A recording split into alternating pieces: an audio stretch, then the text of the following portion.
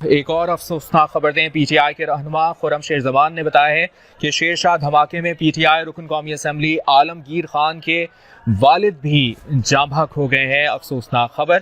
آپ کو بتا رہے ہیں، شیرشاہ دھماکے میں پاکستان تحریک انصاف کے رکن قومی اسمبلی عالمگیر خان کے والد بھی جاں بحق ہو گئے ہیں۔ پی ٹی آئی کے رہنما خرم شیرزمان نے اس کی تصدیق کی ہے، بتایا ہے کہ شیرشاہ دھماکے میں پی ٹی آئی رکن قومی اسمبلی عالمگیر خان کے والد بھی جاں بحق ہو گئے ہیں۔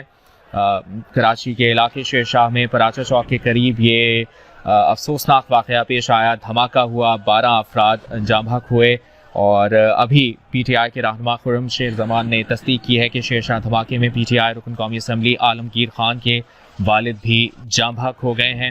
اور زخمیوں کے حوالے سے بھی مسلسل اپڈیٹس موصول ہو رہی ہیں۔ 12 افراد جان کی بازی ہار گئے ہیں اور